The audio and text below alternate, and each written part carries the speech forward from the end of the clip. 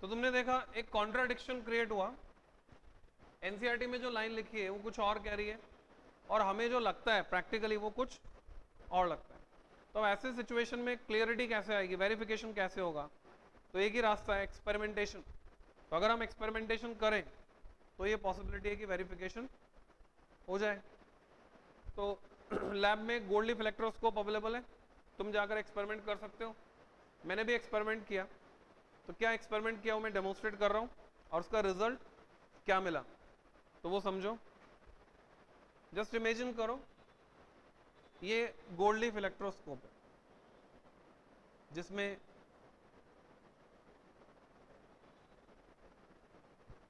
Metal strips है अंदर, ऊपर इसका सेंसर है जहां पे हम चार्ज ऑब्जेक्ट को लेकर जाते हैं पास में, तो सेंस करता है चार्ज की प्रेजेंस को। अगर चार्ज होता है तो लीफ डाइवर्ज हो जाती है, लीफ अगर डाइवर्ज हो गई इट मींस चार्ज है। लीफ में डाइवर्जेंस ज्यादा है मतलब ज्यादा चार्ज है, डाइवर्जेंस कम है मतलब कम चार्ज है। तो गोल्ड लीफ इलेक्ट्रोस्कोप आ गया हमारा, ये गोल्ड लीफ इलेक्ट्रोस्कोप अब ज्यादा अच्छा दिख रहा है। ये सेंसर है। लैब में तुम जाओगे तो वहां प्लास्टिक शीट अवेलेबल है, तो पीले रंग की एक प्लास्टिक शीट है। तो मान लो मैंने क्या किया, उस प्लास्टिक शीट को चार्ज करने के लिए, हाथ सूखा था मेरा, सूखे हाथ से उसको ऐसे रगड़ा तो चार्ज हो जाती है। कैसे पता चलेगा चार्ज हुई कि नहीं हुई? इसको रगड़ कर शीट को मैं इसके पास लेके गया, जैसे मैं इसके पास लेके गया मैंने देखा लीफ जो है डाइवर्ज हो गई, फुली डाइवर्ज हो गई, तो पता चला हाँ शीट चार्ज हो गई। अब मैंने क्या किया, मुझे पता है कि अगर मैं इसको किसी कंडक्टर से कनेक्ट कर देता हूँ डायरेक्ट तो लोकल एक्शन की वजह से चार्ज ट्रांसफर हो जाएगा।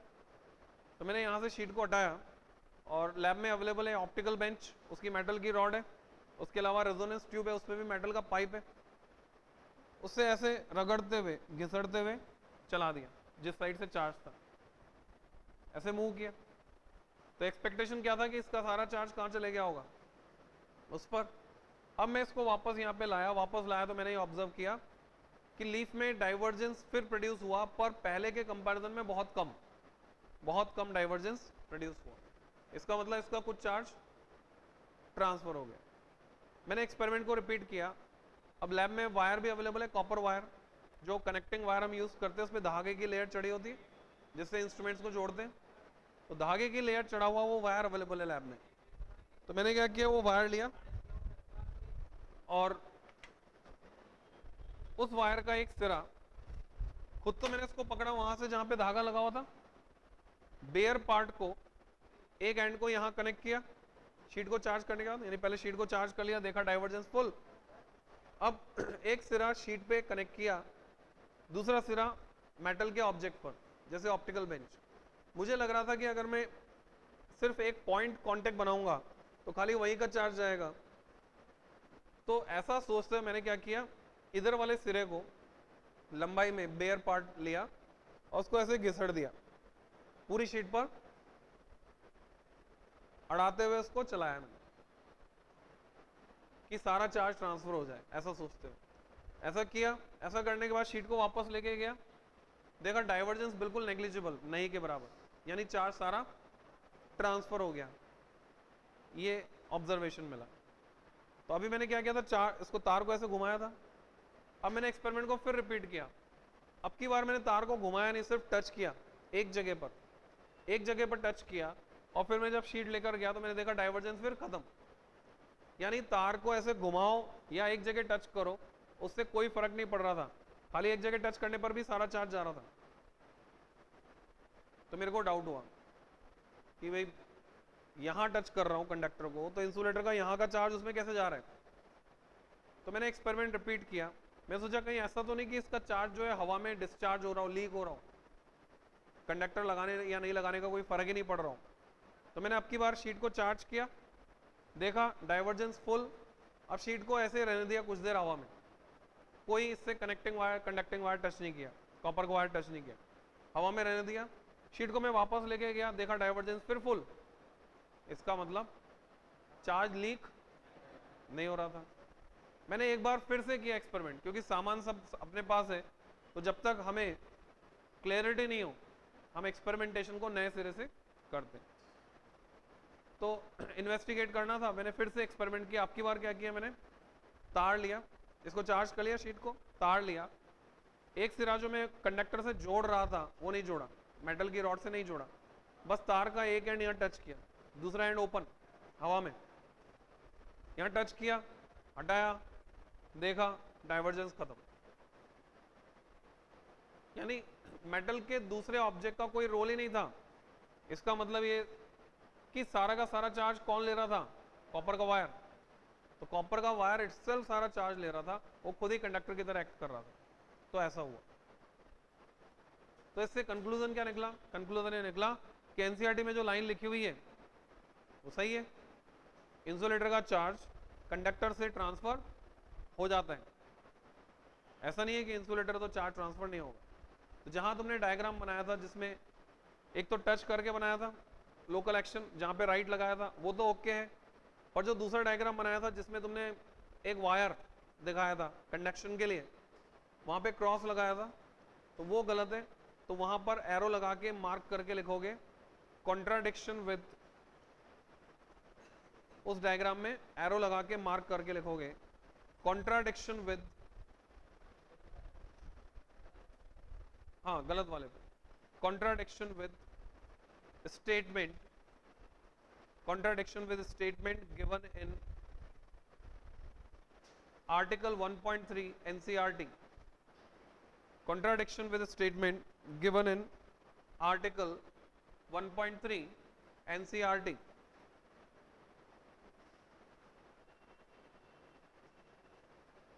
comma, practically verified that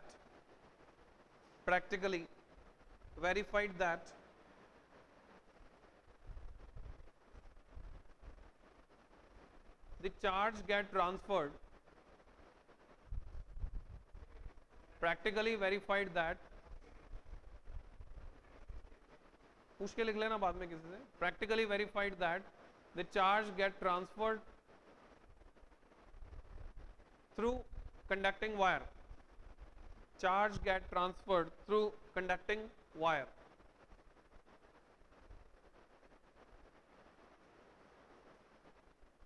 तो कंडक्शन होने के लिए सिर्फ एक कंडक्टिंग पाथ चाहिए।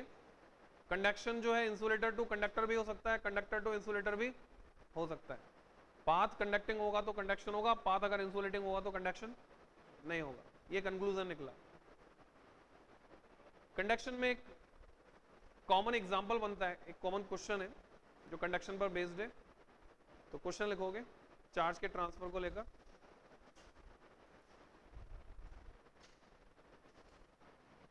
two identical spheres A and B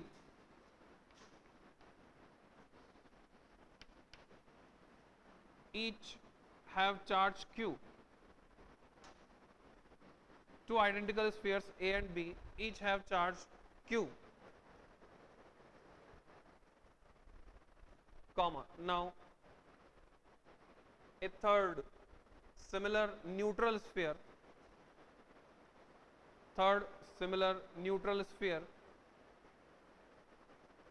is first connected with A, then with B, and then removed, connected with A, then with B, and then removed.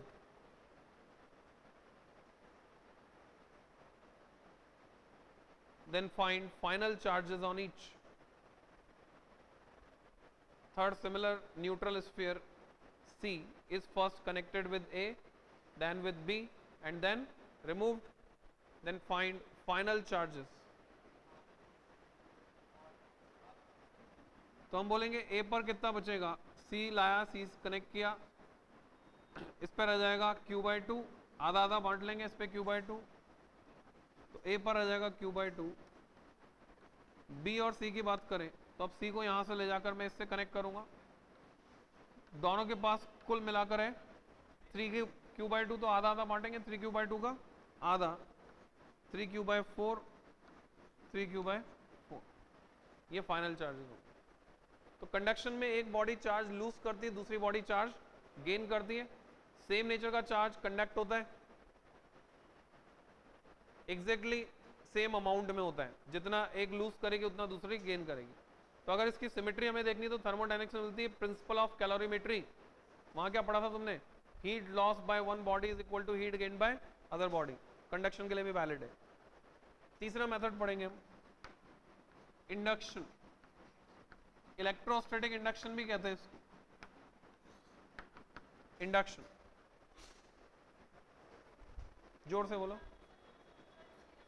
हाँ हाँ, ये वाला डायग्राम ना अभी एक्सप्लेन करूंगा। अभी यार इंडक्शन जो वर्ड है उसका मतलब होता है हिंदी में प्रेरण, प्रेरणा मिलना, प्रेरित होना। तो हम किसी को देखकर अच्छे काम की प्रेरणा भी लेते, बुरे काम की प्रेरणा भी लेते। ह्यूमन नेचर ये है कि अच्छे काम की प्रेरणा लेने में समय लगता है, हाँ बुरे काम की प्रेरणा थोड़ी जल्दी ले लेते हैं हम। जैसे मान लो तुमने देखा कि तुम्हारे पड़ोसी ने क्लास में कचरा फेंका कागज का, अभी तक तुमने जो है वो जो कागज था फेंकने का वो जेब में रखा हुआ था कि बाहर जाके डस्टबिन में फेंकूंगा, पर जब देखा पास वाले ने वहीं फेंक दिया तो तुमने भी अपना कागज निकाल के वहीं फेंक दिया कि पहले से यहाँ पड़ा है, एक तो है ही और कचरा इकट्ठा हो जाए। तो बुरे काम की प्रेरणा हमने जल्दी से ले ली। और अच्छे काम की प्रेरणा, तुमने देखा कि एक जना जो है वो यहाँ कचरा था उसको उठा के ले जाके बाहर फेंका, 5-6 बार देख लोगे तब जाकर तुम सोचोगे अरे यार मुझे भी ये करना चाहिए, यहाँ कचरा पड़ा तो यहाँ से उठा के डस्टबिन में डालें, एक बार में नहीं लोगे। तो ये ह्यूमन नेचर है। तो चार्ज में कैसे होता है इंडक्शन, वो हमें समझना है कि चार्ज के केस में इंडक्शन कैसे हो रहा है और इंडक्शन कहते किसको है। तो अगर मेरे पास कोई बॉडी है जो कंडक्टर भी हो सकती है और इंसुलेटर भी, कोई बाउंडेशन नहीं है, इंसुलेटर और कंडक्टर गिवन बॉडी, अगर मैं इसको रखता हूं एक चार्ज बॉडी के पास ले जाकर, नॉन चार्ज बॉडी के पास ले जाकर रखता हूं, तो उसके कारण क्या होगा, इस गिवन बॉडी में चार्जेस का रीडिस्ट्रीब्यूशन हो जाएगा। पॉजिटिव नेगेटिव जो अभी तक दोनों का सेंटर कॉमन था वो सेपरेट हो जाएगा, उनमें डिस्टेंस आ जाएगी। तो चार्जेस का रीडिस्ट्रीब्यूशन जो हो जाएगा, इस प्रोसेस को हम बोलते हैं induction, presence of near by charge object के कारण। तो इसकी सिंपल सी डेफिनेशन लिखेंगे, फिर इसको समझेंगे कैसे होता है। लिखोगे it is the process, it is the process, it is the process, प्रक्रिया है, it is the process of redistribution, process of redistribution of charges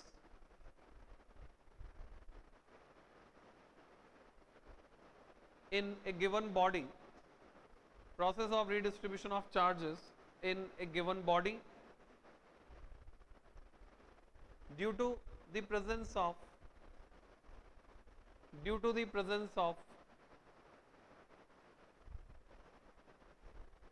nearby charged object, due to the presence of nearby charged object as shown, nearby charged object as shown करके dash लगा दो। तुम्हें diagram की एक series बनानी पूरी, उसमें पहला डायग्राम ये है, ये कोई कंडक्टर है जो इंसुलेटिंग स्टैंड पर माउंटेड है, कंडक्टर इंसुलेटिंग स्टैंड पर माउंटेड। मैंने एक ग्लास रॉड को लिया, सिल के कपड़े से रगड़ा, चार्ज हो गई, चार्ज ग्लास रॉड को मैं इसके पास लेकर आता हूं। कंडक्शन में तो कनेक्ट करना होता है, पर इंडक्शन में बस पास लाकर रखना होता है। तो पास लाकर मैंने रखा रॉड को, रॉड के पास है 4 unit of positive charge suppose. तो इसमें जो भी फ्री इलेक्ट्रॉन होंगे वो अट्रैक्ट होकर आ जाएंगे नियर बाय सरफेस पर। जितने मैं दिखा रहा हूं उतने ही दिखाने, लॉजिक अभी समझाऊंगा मैं कि ये 4 है तो वो भी 4 ही होंगे। जहां से इलेक्ट्रॉन निकल के आएंगे वहां बाकी बचे पॉजिटिव आयन। तो इस फिगर में जो हो रहा है वो क्या है, चार्जेस का रीडिस्ट्रीब्यूशन हो रहा है, और इस प्रोसेस को हम क्या बोलते हैं, इंडक्शन। हालांकि टेम्परेरी है, अगर मैंने रॉड को यहां से हटाया तो ये वापस मर्ज हो जाएंगे जो चार्ज सेपरेट हुए। हम चाहते हैं कि इफेक्ट परमानेंट हो, परमानेंटली चार्ज इंड्यूस हो जाए। तो उसके लिए हम अर्थ की मदद लेते हैं या तो एक दूसरे कंडक्टर की मदद लेते हैं। तो तुमसे क्वेश्चन पूछा जाता है, विदाउट यूजिंग अर्थ किसी कंडक्टर को बिना दूसरे ऑब्जेक्ट से टच किए कैसे चार्ज करोगे, तरीका बताओ, मेथड डिस्क्राइब करो। तो तुमसे जो कहा था फिगर जो है पेज नंबर 6 पर, तो मैं उसको डिस्क्राइब कर रहा हूं, उसका विजुअलाइजेशन इमेज दे रहा हूं तुम्हें, समझो। ये एक कंडक्टर, ये दूसरा कंडक्टर, दोनों कांटेक्ट में हैं, इनके मेटेलिक पार्ट, इन दोनों के बीच में कनेक्शन है, न्यूट्रल है, नेट चार्ज 0। मैं चाहता हूं कि दोनों चार्ज हो जाएं, दोनों पर नेट चार्ज आ जाए, और कैसे आ जाए, बिकॉज ऑफ इंडक्शन आ जाए। मैंने ग्लास रॉड ली, इसको रगड़ा, ये चार्ज हो गई, पॉजिटिवली चार्ज ग्लास रॉड को मैं इसके पास ले गया, तो इसमें जो भी फ्री इलेक्ट्रॉन है अट्रैक्ट होकर कहां जाएंगे, नियर बाय सरफेस पर। फ्री इलेक्ट्रॉन्स यहां आ गए नियर बाय सरफेस पर, तो इधर बचे पॉजिटिव। अब मैंने क्या किया, रॉड को यहां रखे रखे इनके बीच का कांटेक्ट ब्रेक कर दिया, इनमें अब कोई कांटेक्ट नहीं है, तो उस पर पॉजिटिव रह गया, इस पर नेगेटिव, और आने जाने का रास्ता खत्म। अब मैंने रॉड को हटा दिया, जब तक रॉड को यहां रखा था तब तक जो नेगेटिव था वो इस साइड था और पॉजिटिव इस साइड था, इस साइड था, उस साइड था, कोने पर था, क्योंकि ये पॉजिटिव को रिपेल कर रहा था, तो पॉजिटिव उस कोने पर था, नेगेटिव इस कोने पर था। रॉड को हटाते ही यहां पर क्या होगा, ये पॉजिटिव नेगेटिव आपस में अट्रैक्ट करेंगे, तो ये नेगेटिव यहां चले जाएगा नियर बाय एंड पर, पॉजिटिव आ जाएगा नियर बाय एंड। अब तुम बोलोगे पॉजिटिव तो चलता नहीं है, पॉजिटिव कैसे मूव करेगा, तो वास्तव में पॉजिटिव नहीं मूव करता, यहाँ के इलेक्ट्रॉन उधर जाकर उस पॉजिटिव को न्यूट्रलाइज कर देते हैं, तो यहाँ क्या बचेगा, पॉजिटिव। अब अगर मैंने इनके बीच की डिस्टेंस को बढ़ा दिया, तो वो जो किनारे पर इकट्ठा था वो यूनिफॉर्मली डिस्ट्रीब्यूट हो जाएगा पूरे कंडक्टर पर, तो ये कंडक्टर हो जाएगा पॉजिटिवली चार्ज और ये कंडक्टर हो जाएगा नेगेटिवली चार्ज, तो दोनों चार्ज हो गए। किस प्रोसेस से हुए, इंडक्शन, परमानेंटली चार्ज आ गया। तो ऐसे इंडक्शन से हम परमानेंटली चार्ज कर सकते हैं किसी ऑब्जेक्ट को। अब तुम देखो अगले पेज पर है सॉल्व एग्जांपल 1.1, उसमें दिखा रखा है कि कैसे अर्थ की मदद ली है। उसमें जो डायग्राम बनाया उसका कॉन्ट्रेरी डायग्राम मैं बना रहा हूं। उसमें क्या दिखाया है कि एक नेगेटिवली चार्ज एबोनाइट रॉड को ले गए, मैं पॉजिटिवली चार्ज ग्लास रॉड को ले जा रहा हूं, तो ये पॉजिटिवली चार्ज ग्लास रॉड, इसी सीरीज में मैं चाहता हूं इफेक्ट परमानेंट हो, तो अर्थ की मदद लेंगे हम। सेकेंड डायग्राम, ये कंडक्टर, इसकी एक साइड को मैंने अर्थ से कनेक्ट किया, ये अर्थ का सिंबल है। अर्थ के लिए अजम्पशन है earth is a good conductor of infinite capacity, कितना भी चार्ज तुम अर्थ को दे सकते हो, कितना भी चार्ज अर्थ से ले सकते हो, उसका पोटेंशियल हमेशा जीरो रहता है, यानी अर्थ से कितने भी इलेक्ट्रॉन्स आ सकते हैं, कितने भी इलेक्ट्रॉन अर्थ को दिए जा सकते हैं। तो अर्थ से कनेक्ट करने का जो इम्पैक्ट आया, रॉड अभी यहीं पर है, वो ये हुआ कि अर्थ से इलेक्ट्रॉन्स आए, उन्होंने आकर इस पॉजिटिव चार्ज को न्यूट्रलाइज कर दिया। तो अब इस फिगर में ये पॉजिटिव चार्ज नहीं दिखेगा, सिर्फ ये नेगेटिव दिखेगा। तो ऐसे सिचुएशन में हम क्या कह सकते हैं, हम ये कह सकते हैं कि ये जो पॉजिटिव था वो अर्थ में चले गया। फाइन डिटेल हमको पता है कि वास्तव में पॉजिटिव कोई आता जाता नहीं, क्योंकि तो न्यूक्लियस के अंदर है। वास्तव में अर्थ से इलेक्ट्रॉन्स आए, उन्होंने न्यूट्रलाइज किया, पर हम बोलेंगे पॉजिटिव चार्ज चले गया, जाने के लिए फ्री है, तो बोलते हैं पॉजिटिव चार्ज कैसा चार्ज है, फ्री चार्ज। जो जाने के लिए फ्री है उसको बोलते हैं फ्री चार्ज। अब तुम्हारे पास जो सॉल्व एग्जांपल 1.1 में डायग्राम है, उसमें कौन सा फ्री चार्ज होगा, नेगेटिव चार्ज, क्योंकि वो चले गया, क्योंकि यहाँ पे नेगेटिवली चार्ज रॉड लाए थे। ये चार्ज इसके अट्रैक्शन की वजह से बंधा हुआ है, बाउंड है, नहीं जा सकता जब तक रॉड यहाँ रहेगी, इसको कहते हैं बाउंड चार्ज। तो ये कंसेप्ट हुआ फ्री चार्ज और बाउंड चार्ज। जनरली होता ये है कि कंडक्टर के पास होता है फ्री चार्ज और इंसुलेटर के पास होता है बाउंड चार्ज। अगली स्टेप में अगर हम चाहते हैं कि परमानेंट इफेक्ट आए, अभी भी अगर मैं रॉड को दूर ले गया तो ये जो नेगेटिव है इलेक्ट्रॉन्स है ये भी अर्थ में चले जाएंगे, कंडक्टर वापस से न्यूट्रल हो जाएगा। तो पहले हम क्या करते हैं, आने जाने का रास्ता खत्म कर देते हैं। तो अर्थ से मैंने डिस्कनेक्ट कर दिया, फिगर सी ऐसे दिखाएंगे क्रॉस करके कि अर्थ से डिस्कनेक्ट कर दिया, रॉड अभी यही है, ये नेगेटिव बाउंड है, अब इसके आने जाने का रास्ता खत्म हो गया। साथ साथ बनाते जाना, इंतजार नहीं करना। फोर्थ डायग्राम में रॉड को हम ले गए दूर, हटा दिया रॉड को, तो वो जो नेगेटिव अट्रैक्ट होकर किनारे पर था वो यूनिफॉर्मली डिस्ट्रीब्यूट हो जाएगा पूरे कंडक्टर पर। इस तरह से अर्थ की मदद से इंडक्शन के थ्रू ये कंडक्टर चार्ज हुआ।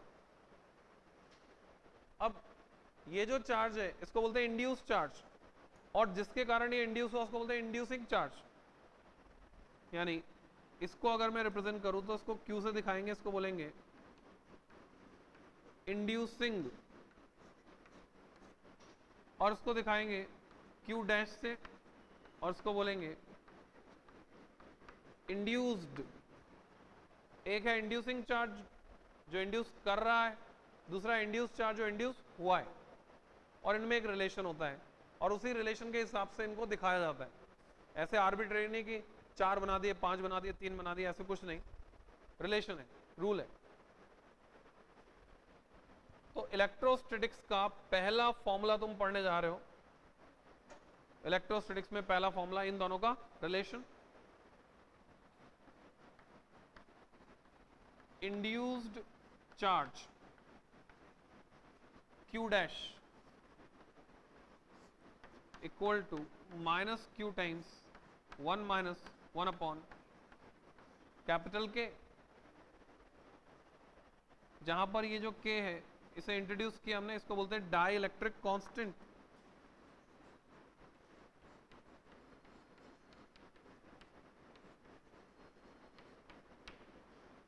डाइलेक्ट्रिक कांस्टेंट,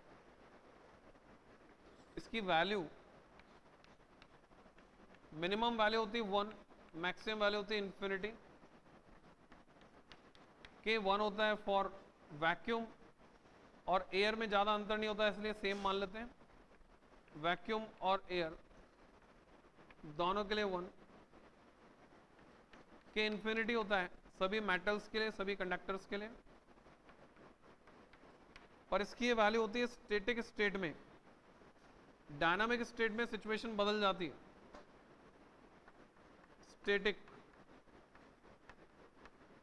हमारे सिलेबस में सिर्फ स्टैटिक स्टेट है, डायनामिक स्टेट में सिचुएशन कैसे बदल जाती है, क्या हो जाता है, वो भी समझेंगे। इस फॉर्मूले को यहां कैसे अप्लाई किया समझो। क्योंकि ये कंडक्टर लिया था मैंने जो इंसुलेटिंग स्टैंड पे माउंटेड था, सभी कंडक्टर्स के लिए K की वैल्यू इंफिनिटी स्टैटिक स्टेट में, तो मैंने K की वैल्यू रखा infinity, 1 upon infinity is 0। Inducing charge इसके पास है 4 यूनिट ऑफ पॉजिटिव, यहां लिखा मैंने 4, तो Q डैश हो गया -4 इंटू 1 यानी -4, इसलिए यहां दिखाया -4, 4 4 4। मान लो ये कंडक्टर नहीं होता, ये होता ग्लास का स्फीयर। ग्लास क्या होता है, इंसुलेटर, और उसके लिए डाइलेक्ट्रिक कांस्टेंट अलग होता है। अभी उसकी इमेज देता हूं मैं, तुम्हें समझाता हूं क्या होता है, कैसे होता है। तो मान लो इसके लिए K इक्वल टू होता 4, सपोज ये ऐसा सब्सटेंस होता है जिसके लिए K इक्वल टू 4, तो यहाँ कितने चार्ज दिखाता मैं, 1 माइनस 1/4 इज 3/4, 3/4 इंटू 4 इज 3, केवल 3 दिखाता। तो ये फर्क पड़ता है, तो फॉर्मूले से गवर्न हो रहा है। अब डाइलेक्ट्रिक कांस्टेंट को समझो। डाइलेक्ट्रिक कांस्टेंट अभी तक तुम्हारे लिए एक वर्ड है बस, और इसकी इमेज अपने माइंड में स्टोर करो, क्योंकि हमारा दिमाग क्या समझता है, फोटो, इमेज। जितने भी इंसुलेटर हैं, पेपर, वुड, माइका, अभ्रक, कांच, प्योर वाटर, शुद्ध जल, ये सब क्या है, इंसुलेटर। इनको हम डाइलेक्ट्रिक्स बोलते हैं। All insulators are known as dielectrics. और सभी डाइलेक्ट्रिक की जो इलेक्ट्रिकल प्रॉपर्टीज को अपोज करने की, रेजिस्ट करने की जो एबिलिटी होती है वो अलग अलग होती है। कोई कम रेजिस्ट करता है, कोई ज्यादा रेजिस्ट करता है। एग्जाम्पल के लिए तुमने ध्यान दिया हो तो जो हाई टेंशन लाइन थी, 3 तार चल रहे थे ऊपर, अभी भी चल रहे ऊपर 3 तार, किन्हीं 2 तारों के बीच में गैप मेंटेन्ड है हवा में। हवा भी क्या है, डाइलेक्ट्रिक इंसुलेटर। वो गैप 1 फीट से ज्यादा है, लगभग 1 फीट है।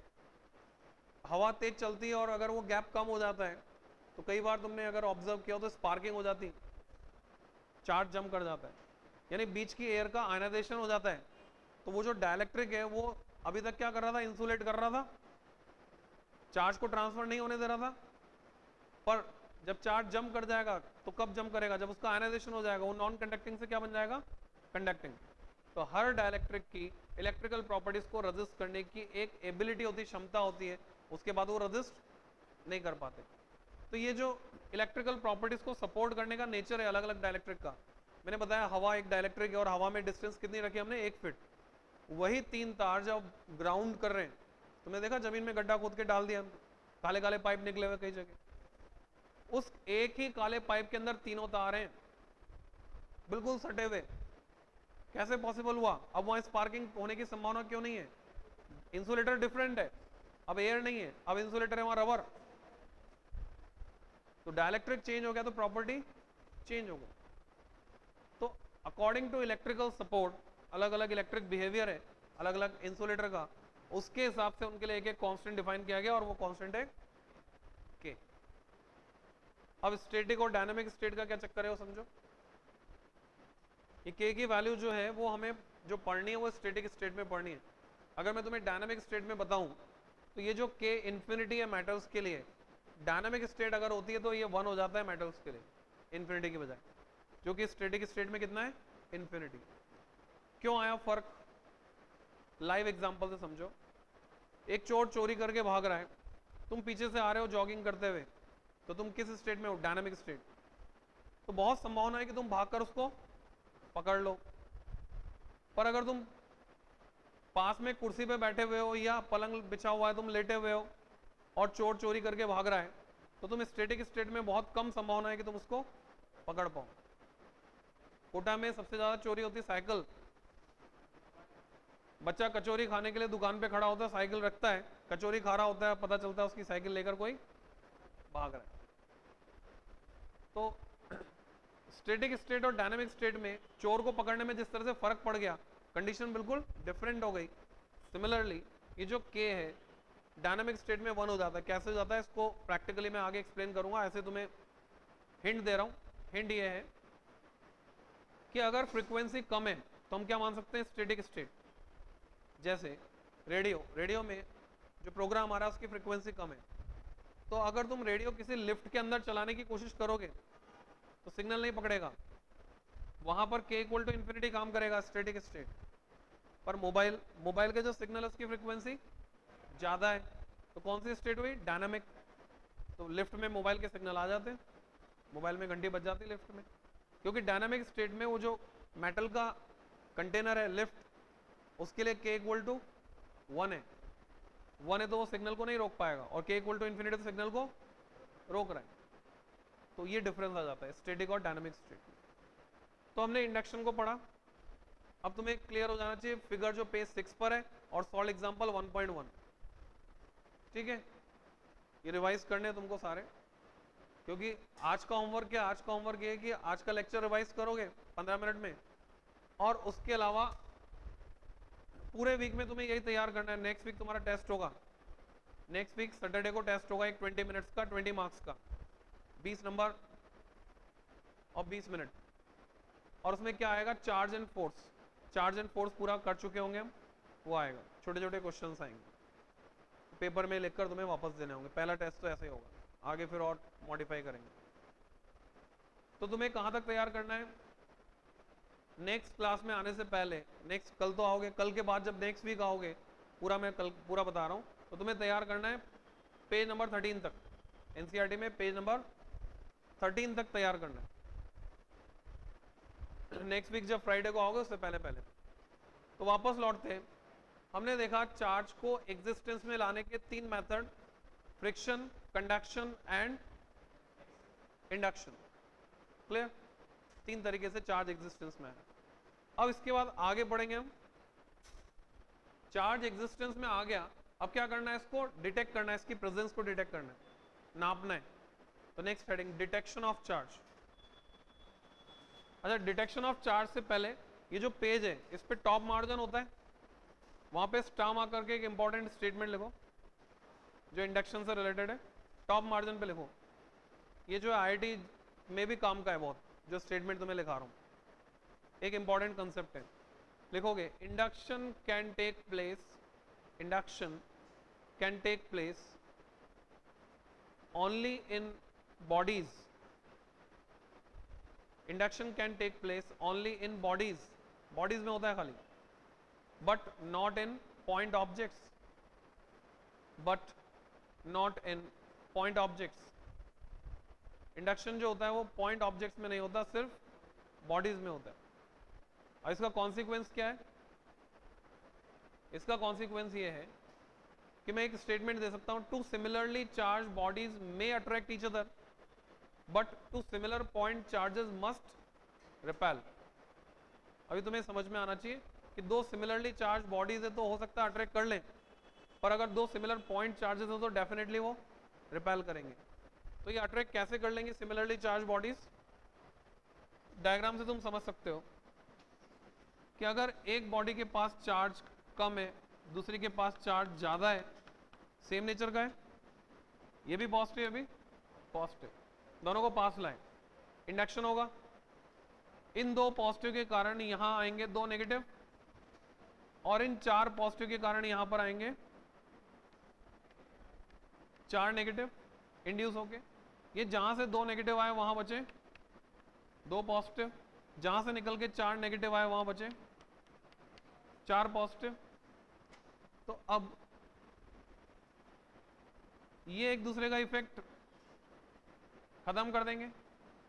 जो हमें दिख रहा है वो दिख रहा है, ये दो नेगेटिव दो पॉजिटिव एक दूसरे को अट्रैक्ट करेंगे, इनके बीच लगेगा फोर्स ऑफ अट्रैक्शन। ये चार पॉजिटिव दो पॉजिटिव एक दूसरे को रिपेल करेंगे, इनके बीच लगेगा फोर्स ऑफ रिपल्शन। पर ये जो इलेक्ट्रोस्टैटिक फोर्स है it is inversely proportional to square of the distance. हम ये कह सकते हैं, ये संभावना यहाँ पर है कि एफ ए ज्यादा होगा और एफ आर कम होगा। तो ऐसे सिचुएशन में इनके बीच क्या होगा? अट्रैक्शन। क्योंकि इंडक्शन सिर्फ बॉडीज में ही हो सकता है तो दो सिमिलरली चार्ज बॉडीज अट्रैक्ट कर सकती हैं। इंडक्शन पॉइंट ऑब्जेक्ट्स में नहीं होता। पॉइंट ऑब्जेक्ट का कंसेप्ट 11वीं में पढ़ा था तुमने।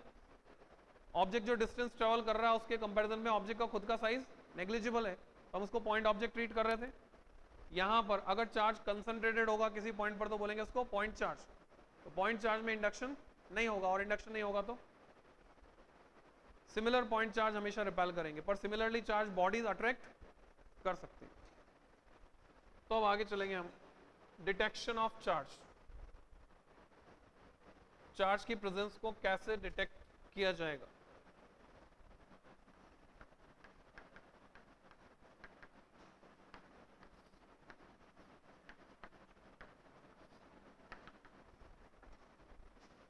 तो इसको ऑलरेडी तुमने पढ़ा है, गोल्ड लीफ इलेक्ट्रोस्कोप, एनसीईआरटी पढ़ के आए हो। तो चार्ज की प्रेजेंस को हम क्वालिटेटिवली गुणात्मक रूप से, कम है कि ज्यादा, क्वांटिटेटिवली संख्यात्मक रूप से नहीं कर सकते, गुणात्मक रूप से। किसकी मदद से? जीएलई। तो लिखोगे we can detect the presence of charge qualitatively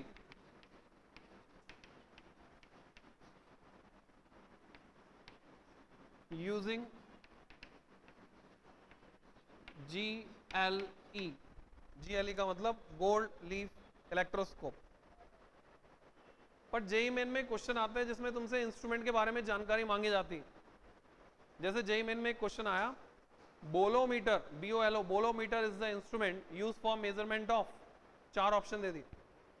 मतलब तुम्हें इंस्ट्रूमेंट्स के बारे में पता होना चाहिए। बोलोमीटर तुम कहां पढ़ोगे? एनसीईआरटी में है, EMW चैप्टर में है। बोलोमीटर रेडिएशन इंटेंसिटी नापने के काम आता है। और ऐसे तुमसे पूछते हैं गीगर मूलर काउंटर, वो रेडियो एक्टिव रेडिएशन नापने के काम आता है। तो चार्ज नापने के लिए और जो इंस्ट्रूमेंट है उनके नाम भी तुम्हें पता होने चाहिए। गोल्ड लीफ इलेक्ट्रोस्कोप तो है ही, अदर इंस्ट्रूमेंट्स।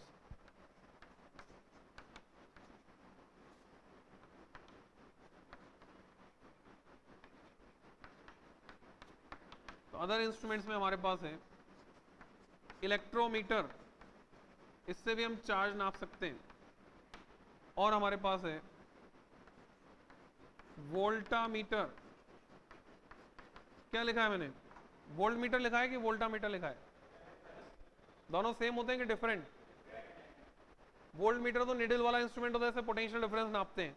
यह है वोल्टा वोल्टामीटर, ये होता है इलेक्ट्रोलाइटिक सेल, इसमें होती है इलेक्ट्रोप्लेटिंग। मान लो लोहे की कील पर तांबे की परत चढ़ानी है, किसी ऑर्नामेंट पे चांदी की परत चढ़ानी है, सोने की परत चढ़ानी है, तो तुम्हें क्या इस्तेमाल करना पड़ेगा? Voltameter. Copper voltameter, silver voltameter, gold voltameter. मान लो तुम अपनी गाड़ी को पानी से चलाना चाहते हो पेट्रोल की बजाय, तो तुम्हें क्या यूज करना पड़ेगा? वोल्टामीटर। वोल्टामीटर से पहले तुम वाटर का इलेक्ट्रोलिसिस करोगे, पानी का डिसोसिएशन होगा, हाइड्रोजन अलग इकट्ठी होगी और ऑक्सीजन अलग। अब तुम उस हाइड्रोजन को जलाओगे ऑक्सीजन की प्रेजेंस में, और उससे जो एनर्जी मिलेगी उससे गाड़ी चलेगी। तो तुम बोलोगे सड़क पे सारी गाड़ियां फिर ऐसे क्यों नहीं चल रही, पानी से पेट्रोल क्यों लगाना पड़ रहा है? रीजन ये है कि गाड़ी चल तो जाएगी, पर गाड़ी सड़क पे चलाने के लिए और भी बहुत सारी रिक्वायरमेंट्स हैं। स्पीड की रिक्वायरमेंट है, कंट्रोल चाहिए, तो वो अभी पॉसिबल नहीं हो पाया, वो रिसर्च फील्ड में है अभी। बाकी यहाँ दशहरा मेला ग्राउंड में स्वानंद मेला कभी लगा था एक बार, तो वो पानी से गाड़ी चलाकर उन्होंने बताई थी, पर उसके लिए कॉन्स्टेंट रिस्ट्रेंट्स है जो प्रैक्टिकल सिचुएशन में हम फॉलो नहीं कर सकते, इसलिए पानी से चलने वाली गाड़ियां भी सड़क पे अवेलेबल नहीं है। तो ये डिवाइस है जो क्या करेगा? इलेक्ट्रोलिसिस। ये किस पर बेस्ड है? Faraday's laws of electrolysis. Charge कैसे नापेंगे इससे? तो फैराडे का जो फर्स्ट लॉ केमिस्ट्री में तुम पढ़ोगे इलेक्ट्रोलिसिस का, वो ये है कि जब डिसोसिएशन होता है और मास डिपॉजिट होता है कैथोड पर जाकर, तो जितना मास डिपॉजिट होता है वो मास प्रोपोर्शनल होता है चार्ज फ्लोन के। चार्ज फ्लो कराते हैं हम इलेक्ट्रोलाइट के थ्रू, तो उसमें से कुछ मास निकल के कैथोड पर डिपॉजिट होता है, तो mass deposited on cathode is directly proportional to charge flown, m proportional q। Proportional का साइन अगर हटाएंगे तो वहां लगता है z। z होता है कांस्टेंट, इलेक्ट्रोकेमिकल इक्विवेलेंट, तो z हमें पता होता है, m हम पता कर लेंगे प्रैक्टिकली। इलेक्ट्रोड का मास नाप लेंगे प्लेटिंग से पहले और इलेक्ट्रोड का मास नापेंगे प्लेटिंग के बाद, तो m मिल गया हमें। अब जब m मिल गया तो q पता चल जाएगा क्योंकि z पता है। तो इससे क्वांटिटेटिवली न्यूमेरिकल टर्म्स में हम नाप सकते हैं चार्ज वोल्टामीटर से। एक और इंस्ट्रूमेंट होता है बैलिस्टिक, ये सिंबल क्या बनाया हमने? गैल्वेनोमीटर। गैल्वेनोमीटर एक इंस्ट्रूमेंट होता है, इसमें निडल होती है सेंटर में, करंट की डायरेक्शन पता करते हैं इससे। और बैलिस्टिक गैल्वेनोमीटर से हम चार्ज नाप सकते हैं। चार्ज नापने के लिए हम यूज करते हैं सर्ज। एक वर्ड यूज कर रहा हूं यहाँ, सर्ज, SURGE। सर्ज का क्या मतलब है समझा रहा हूं। बैलिस्टिक वर्ड का क्या मतलब है? बुलेट से रिलेटेड वर्ड है बैलिस्टिक। 11th में पढ़ा था तुमने बैलिस्टिक पेंडुलम। एक लकड़ी का लॉग लटका देते हैं, इधर से बुलेट फायर करते हैं, बुलेट जाकर उसमें धंस जाती है, लॉग डिस्प्लेस होता है, कितने एंगल से डिस्प्लेस हुआ उससे बुलेट की पावर पता चलती है, या उसकी एनर्जी, काइनेटिक एनर्जी कितनी हो पता चलती है। तो जब भी नई बुलेट बनाई जाती है, नई बंदूक बनाई जाती है, टेस्टिंग की जाती है, फिर कहीं पे अगर फायरिंग हुई होती है तो बैलिस्टिक रिपोर्ट आती है उसकी कि बुलेट किस साइज की थी, किस बंदूक से चलाई गई। तो बैलिस्टिक वर्ड किससे रिलेटेड है? बुलेट से। जो फास्ट होता है उसके लिए यूज करते हैं बैलिस्टिक वर्ड यूज। तो सर्ज मैंने एक टर्म यूज की, तो अगर ये गैल्वेनोमीटर चार्ज डिटेक्ट करने के काम आएगा तो कैसे आएगा? एक ऑब्जेक्ट पर मैंने टच कराया इसको, तो इसकी निडल जाकर डिफ्लेक्ट हुई 20 डिवीजन और वापस आ गई, जाकर वापस आ गई, इसको कहते हैं सर्ज, जाना तेजी से और वापस आ जाना। दूसरे डिवाइस पे टच कराया 25 डिवीजन, वापस आ गई। तो क्या कंक्लूजन निकला? दूसरे ऑब्जेक्ट का चार्ज पहले ऑब्जेक्ट से ज्यादा है, ये लॉजिक। तो ये डिवाइसेस हुए जिससे हम चार्ज की प्रेजेंस को डिटेक्ट कर सकते हैं। तो डिटेक्ट कर लिया हमने चार्ज को, अब इसको नापना है, तो नापने के लिए यूनिट्स चाहिए। नेक्स्ट यूनिट्स, चार्ज के मेजरमेंट के लिए यूनिट्स। कौन कौन से यूनिट्स हम यूज करें?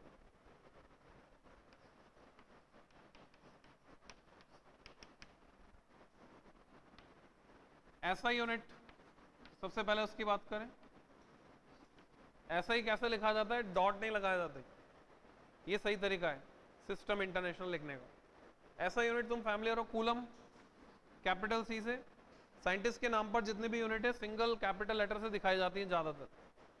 कुछ बच्चों को शौक होता है पूरा लिखते हैं, पूरा लिखो तो ध्यान रखो छोटा C से स्टार्ट होगा। अगर तुमने बड़ा C बना दिया तो साइंटिस्ट का नाम बन जाएगा COULOMB। पर तुमने तय किया है कि तुम्हें इंजीनियरिंग करनी है, और एक अच्छा इंजीनियर वेस्टेज को बर्दाश्त नहीं कर सकता, कहीं पर भी किसी भी तरह की वेस्टेज इंजीनियर को बर्दाश्त नहीं होती। तो हम प्रेफर करेंगे इसे रीजन, इसमें मटेरियल मैनेजमेंट फेल हो गया हमारा, ज़्यादा इंक लगेगी, ज़्यादा कागज लगेगा। स्पेस मैनेजमेंट फेल हो गया, ज़्यादा जगह चाहिए। और टाइम मैनेजमेंट भी फेल हो गया, इसको लिखने में समय ज़्यादा लगेगा। तो हम किसे प्रेफर करेंगे ऐसे लिखने के बजाय? Single letter capital C. CGS unit, statcoulomb, इसके दो नाम और हैं। बेंजामिन फ्रैंकलिन को सम्मान देने के लिए उसके नाम पर इस यूनिट का नाम रखा गया फ्रैंकलिन। छोटे एफ से स्टार्ट करके लिखेंगे। बड़ा एफ क्यों नहीं लगाया, सिंगल लेटर कैपिटल एफ? उसका रीजन अभी क्लियर होगा, अभी मैं समझाऊंगा। क्योंकि ऑलरेडी कैपिटल एफ दो दो यूनिट आ रही है, उस पर कंफ्यूजन हो जाता। इसी को बोलते हैं ESU, ESU, इलेक्ट्रोस्टैटिक यूनिट। कैसे पता चलेगा ESU का मतलब इलेक्ट्रोस्टैटिक यूनिट है? कॉमन सेंस लगाओगे, हम किसकी बात कर रहे हैं, क्या पढ़ रहे हैं, इलेक्ट्रोस्टैटिक पढ़ रहे हैं, तो जो रेफरेंस होता है वही मतलब होता है। जैसे जब तुम क्लास में बैठे हो, तुम्हारा नाम गौरव है, घर पे चले जाओगे तो तुम्हारा नाम चिंटू हो जाएगा। रेफरेंस चेंज हुआ तो नाम बदल गया, तुम तो वही हो। Electrostatic unit. अदर यूनिट, और भी कुछ यूनिट्स हैं हमारी, इसमें चार्ज को नापने के लिए हम इस्तेमाल करते हैं। हमें पता है चार्ज मैग्नेटिक इफेक्ट शो करता है, तो हम यूज करते हैं EMU, इलेक्ट्रोमैग्नेटिक यूनिट। इसका एक और नाम है, इसको कहते हैं छोटा ए छोटा बी बड़ा c, abcoulomb. Abcoulomb is equivalent to electromagnetic unit. दोनों नाम एक ही तरह के यूनिट के। जब तुम अपने मोबाइल का पीछे का कवर खोलोगे, बैटरी दिखेगी, बैटरी पे लिखा रहेगा 3.7 वोल्ट। उसके अलावा कुछ और डेटा लिखा रहता है, सपोज लिखा हुआ है 1400 mAh। What does it mean? m तो प्रीफिक्स है, इट स्टैंड्स फॉर 10⁻³ ए जो है फंडामेंटल यूनिट है, एम्पियर, करंट को नापने की फंडामेंटल यूनिट। और आवर, अगर तुम्हें फॉर्मूला याद है Q equal to I T या I इक्वल टू Q/T, तो चार्ज Q होता है करंट इनटू टाइम, यानी चार्ज को नापने की यूनिट क्या हो गई? अगली यूनिट हो गई एम्पियर आवर। तो ये डेटा क्या बता रहा है? 1400 mAh लिखा है, किसी पे 1800 mAh लिखा है, डेटा बता रहा है अगर इस बैटरी से 100 मिली एम्पियर करंट ली तुमने, 100 मिली एम्पियर, तो वो बैटरी चलेगी 14 घंटे।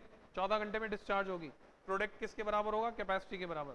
इसको बोलते हैं बैटरी की कैपेसिटी, चार्ज स्टोरिंग कैपेसिटी। अगर 200 मिली एम्पियर करंट ली तो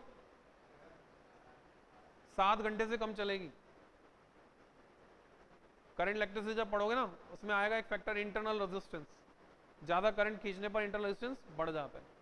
थियोरेटिकली उसको 200 मिली एम्पियर करंट लेने पर चलना चाहिए 7 घंटे। 7 2 जा 14, प्रोडक्ट इसके बराबर आएगा, और 7 घंटे थोड़ा कम चलेगी बिकॉज ऑफ इंटरनल रेजिस्टेंस। ये प्रैक्टिकल फैक्ट है। तो ये कैपेसिटी होती है, और चार्ज को नापने की यूनिट होगी एम्पियर आवर। केमिस्ट्री में पढ़ते हो फैराडे,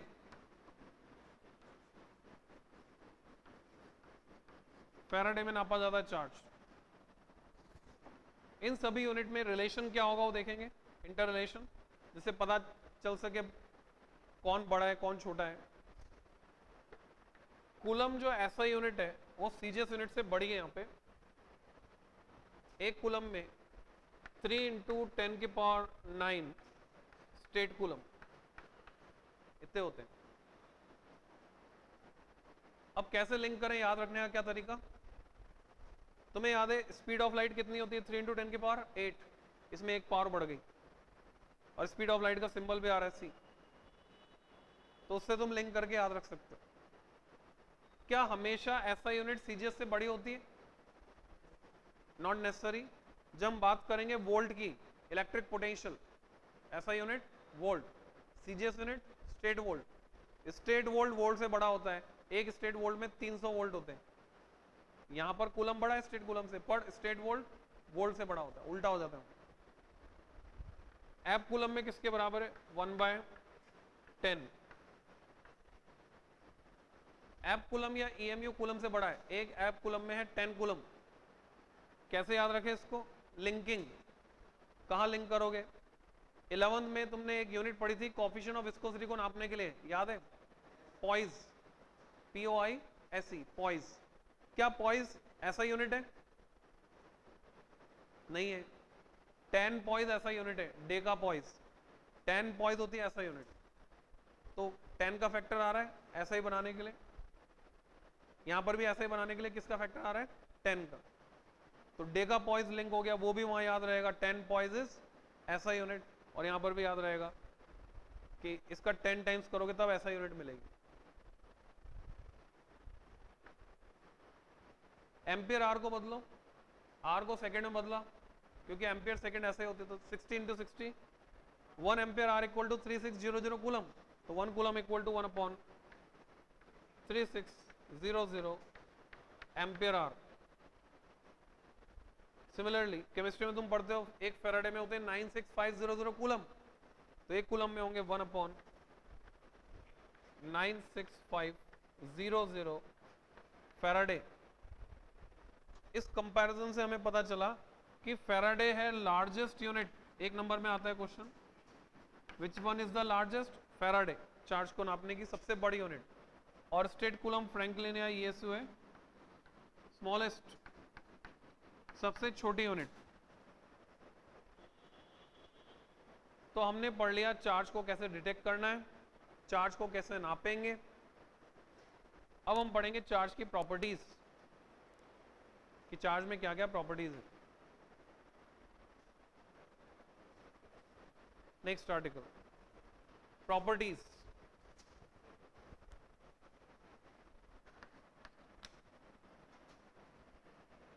एग्जाम में जब पूछा जाता है सवाल, तुमसे पूछते हैं right fundamental properties of charge.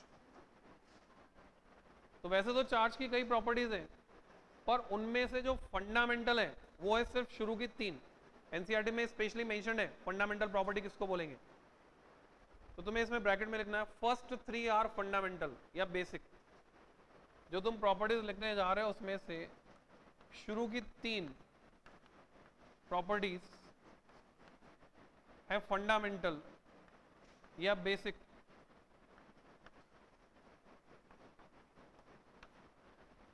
तो ये फंडामेंटल या बेसिक प्रॉपर्टीज कौन कौन सी हैं?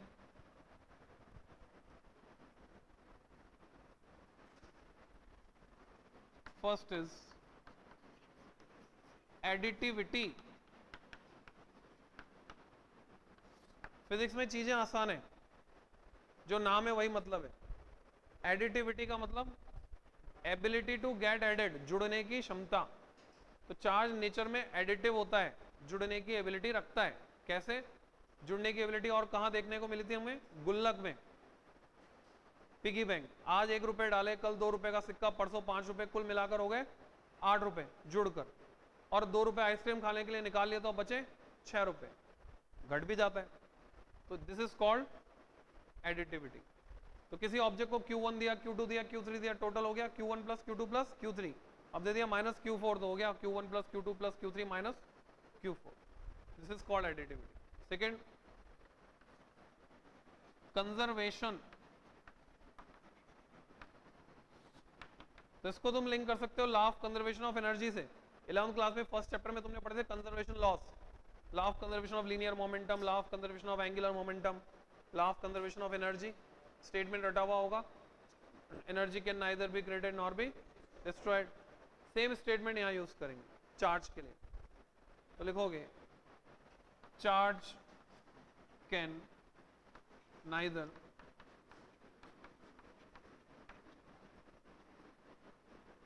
B created. अब क्रिएटेड पूरा लिखने की जरूरत नहीं, CR डॉट। अगर तुम्हारे बैंक की पासबुक होती है और वहां CR डॉट होता है, उसका मतलब होता है क्रेडिट। या फिजिक्स में लिख रहे हैं मतलब क्रिएटेड।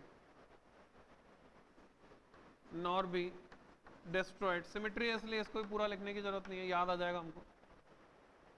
पर यहां पर एक एक्स्ट्रा बात जो जुड़ गई वो है इन आइसोलेशन। इन आइसोलेशन, ये एक्स्ट्रा फैक्टर। इसका क्या मतलब है? अकेला पॉजिटिव चार्ज क्रिएट नहीं कर सकते। इस पे कंसेप्चुअल क्वेश्चन आता है, तुमसे क्वेश्चन पूछते हैं कि जब हमने ग्लास रॉड को सिल्क के कपड़े से रगड़ा तो ग्लास रॉड पे क्या आ गया? Positive charge. तो क्या ये वायलेशन है law of conservation of charge का? हमने पॉजिटिव चार्ज क्रिएट कर दिया? तो इसका जवाब बनता है नहीं। वायलेशन नहीं है, क्योंकि जितना पॉजिटिव क्रिएट हुआ उतना नेट चार्ज क्रिएटेड इज 0। जितना पॉजिटिव ग्लास पर आया उतना नेगेटिव सिल्क पर भी आया, तो नेट चार्ज क्रिएटेड 0। तो law of conservation of charge is valid. तो किसी भी आइसोलेटेड सिस्टम का, आइसोलेटेड वर्ड को तुम लिंक करोगे थर्मोडायनेमिक्स में, तुमने पढ़ा था आइसोलेटेड सिस्टम, तो किसी भी आइसोलेटेड सिस्टम का टोटल चार्ज कंजर्व्ड रहता है। इसमें हमें 2 एग्जांपल तैयार करने हैं। देखो एग्जांपल,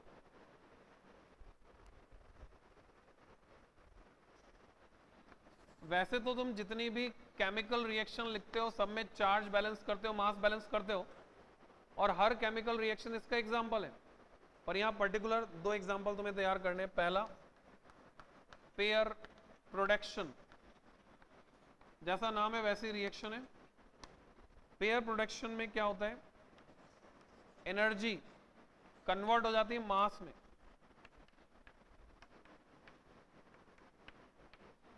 ये सिंबल है gamma ray. Gamma ray is form of energy, highest frequency की रे है या रेडिएशन है, radio active radiation. 2 gamma ray photon convert हो जाते हैं। ये सिंबल है इलेक्ट्रॉन का, और ये है पॉजिट्रॉन, इलेक्ट्रॉन का एंटी पार्टिकल पॉजिट्रॉन। मास इलेक्ट्रॉन के बराबर, चार्ज प्लस में, तो इलेक्ट्रॉन पॉजिट्रॉन का पेयर प्रोड्यूस हुआ, तो इसको बोलते हैं पेयर प्रोडक्शन। तुमसे 1 नंबर में पूछते हैं, name the reaction in which energy get converted into mass. Pair production, energy मास में कन्वर्ट हो गई। नेट चार्ज यहाँ 0, यहाँ पर भी 0। दूसरा इसका reverse reaction, pair annihilation. Annihilation तुम्हारे लिए एक नया वर्ड हो सकता है। एनिहिलेशन, अपना अस्तित्व समाप्त कर देना, अपने आप को मिटा देना, अपने आप को खत्म कर देना। तो ये जो पेयर प्रोड्यूस हुआ था, एक इलेक्ट्रॉन एक पॉजिट्रॉन, ये मिलकर अपना एग्जिस्टेंस खत्म कर देते हैं, वापस कन्वर्ट हो जाते हैं एनर्जी में। तो पेयर एनिहिलेशन वो रिएक्शन है जिसमें मास कन्वर्ट हो जाता है एनर्जी में। नेट चार्ज यहाँ भी 0, यहाँ भी 0, इसलिए कंजर्वेशन का एग्जांपल। तो 2 बेसिक प्रॉपर्टीज तुमने पढ़ी, एडिटिविटी एंड कंजर्वेशन। कुल मिलाकर 3 बेसिक प्रॉपर्टी है। तीसरी का सिर्फ नाम लिखो, क्वांटाइजेशन।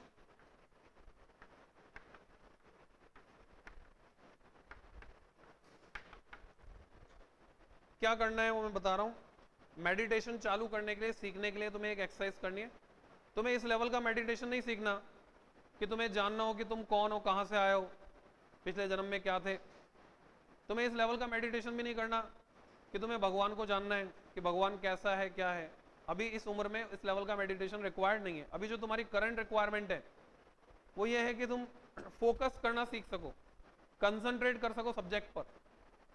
अपना फोकस फिजिक्स में लगाया तो फिजिक्स से हटाकर केमिस्ट्री में लगा सको, केमिस्ट्री से हटाकर मैथ्स में लगा सको। उस लेवल का कंसंट्रेशन सीखना है।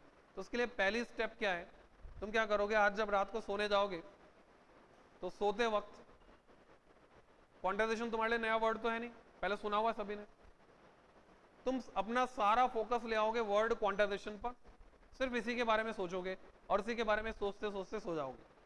जितना भी तुम एक्सप्लोर कर सकते हो क्वांटाइजेशन को, सिंपली तुम क्या करो, क्वांटाइजेशन के बारे में सोचो। हाँ, क्या क्या इसके बारे में तुम्हारे पास जानकारी वो इकट्ठी करो, वर्ड को ध्यान से समझो। क्वांट, क्वांटाइजेशन क्या हो सकता है, एनालिसिस करो। यानी सारा फोकस किस पे ले आओ, क्वांटाइजेशन। ये पहली स्टेप है मेडिटेशन की। तो ऐसे में तुम्हें आगे तरीका सिखाऊंगा। तो आज का होमवर्क 15 मिनट ये लेक्चर स्टडी करना है, इसको रिवाइज करना है। बाकी जो रात को सोते समय तुम्हें ये एक्सरसाइज चालू करनी है, आज से स्टेप बाय स्टेप प्रोसेस से आगे चलेंगे तो मेडिटेशन पूरा सिखा दूंगा। तो आज की स्टेप ये है कि तुम्हें अपना पूरा फोकस क्वांटाइजेशन पे, और सोचते सोचते तुमको नींद आ जाएगी। तो आज के लिए काफ़ी है, कल आगे पढ़ेंगे। Thank you.